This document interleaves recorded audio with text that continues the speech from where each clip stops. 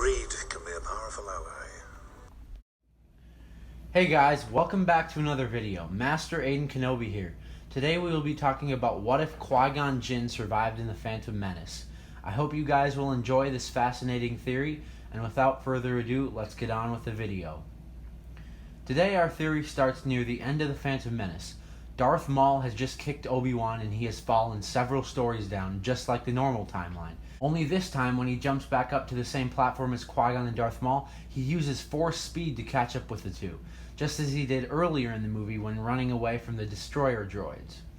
Once Obi-Wan catches up with Qui-Gon and Maul, the three continue their duel from earlier until Maul force pushes Qui-Gon into the pit, leaving Obi-Wan and Maul to fight alone.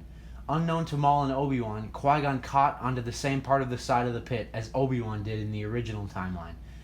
As Obi-Wan and Maul continue their duel, Maul gets the upper hand and performs the same move that killed Qui-Gon in the original timeline. As Maul pulls his saber out of Obi-Wan's abdomen, Qui-Gon jumps up out of the pit, force pulls Obi-Wan's lightsaber from the floor, lands, and thrusts the blue-bladed saber across Maul's midsection. As Qui-Gon makes it back to everyone else, including the newly appointed Chancellor Palpatine, he proceeds to tell everyone what had transpired, and then there is a funeral for Obi-Wan. After the funeral, Master Yoda and Qui-Gon debate Anakin becoming his apprentice. After a short debate, Yoda says the same thing as he did to Obi-Wan in the original timeline. Agree with you, the Council does. Your apprentice, Skywalker, will be... After these events, Qui-Gon and Anakin travel back to Coruscant to begin his training. Okay guys, I'm going to stop for a second to let you guys know that the next part of the theory will jump to the Attack of the Clones timeline.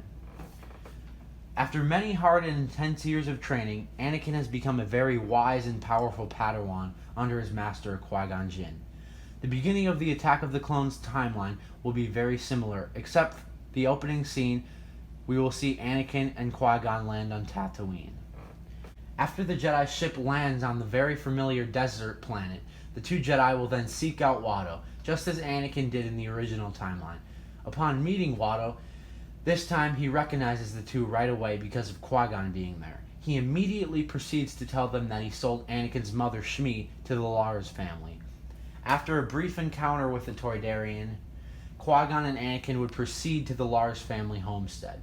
After meeting the family and realizing that Anakin's mother was taken by the Sand People, Qui-Gon and Anakin would then travel to the Tusken Raider camp to rescue his mother.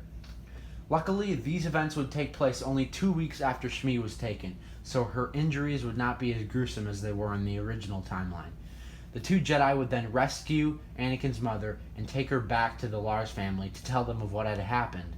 Qui-Gon and Anakin would then take his mother back to Coruscant to a medical facility where she could heal and be safe.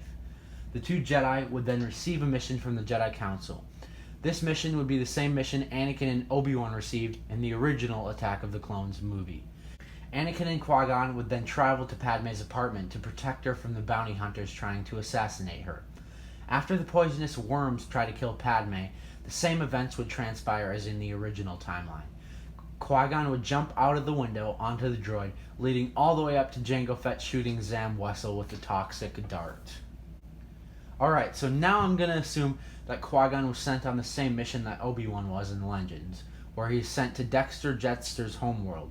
This would most likely mean that Qui-Gon and Dex became very good friends, just as Obi-Wan became very good friends with Dex. This would mean that Qui-Gon would travel to Kamino, just as Obi-Wan did, and Anakin would be sent to Naboo with Padme, just as in the original timeline. So here's how the next sequence will go. Anakin and Padme have just landed on Naboo. They do start to fall in love, only this time Anakin will not have dreams of his mother because they have already saved her. This will mean that they will not travel to Tatooine. This is very good for Anakin because he will not dip into the dark side as he did in the original timeline. Qui-Gon will then talk with the Kaminoans and let the Council know of the clone army. Then, he and Jango will have a space battle, and then he will land on Geonosis and sneak around long enough to be able to send a message to the Jedi Council, just as Obi-Wan did. Unfortunately, he would be captured. After receiving the message, the Jedi tell Anakin to stay where he is, but Padme decides to go save Obi-Wan. Here is where things will start to get substantially different. Qui-Gon is now captured, and Dooku will begin to interrogate him. Only this time, Dooku will reveal even more information because he was once Qui-Gon's master. What if I told you that the Republic was under the control of the Dark Lord of the Sith? Unfortunately, Qui-Gon did not quite believe Dooku, so he will stay captured. After that, Anakin and Padme arrive on Geonosis. They enter into the droid factory, and that sequence stays the same as the original timeline. Anakin and Padme are then taken to the execution arena, but not before she kisses him. This sequence would be just as entertaining, but again, the same as the original timeline. So now we jump ahead to when Mace Windu shows up with all of the other Jedi. After a very awesome and intense battle, the Jedi are outmatched. Luckily, the clones have now arrived to assist the overwhelmed Jedi with Master Yoda. Qui-Gon, Anakin, and Padme would then jump into a gunship and chase down Count Dooku. But this time, Anakin would be calmer and less angry. Why? Because when Padme fell off the gunship, he was more in tune with his emotions because of Qui-Gon's training. They would continue to pursue Dooku in the hangar. After they had caught up with him, Dooku and they would ignite their sabers. Anakin proceeds to say, "You're gonna pay for all the Jedi that you've killed today, Dooku." Qui-Gon then tells Anakin that they will take Dooku together. Because of Qui-Gon's father-like and true-to-the-Force training, Anakin would obey him and the two would fight Dooku together. After a very fast and intense battle, Dooku shoots Force lightning at Anakin, leaving him down on the ground. Fortunately for Qui-Gon, Yoda would show up just as he did in the original timeline. "Master Yoda, how pleasant of you to join us." The two would then have a short battle with Dooku before besting him and disarming him. They would then capture him and call a gunship to help Anakin back to the ships. They would then take Dooku back to Coruscant and interrogate him in a very well-guarded cell. After this, Anakin would escort Padme back to the Naboo and they would get married, just as in the original timeline. Alright everyone, that is it for part 1. I hope you guys enjoyed today's video. Be sure to comment down below what you think will happen in part 2, and as always,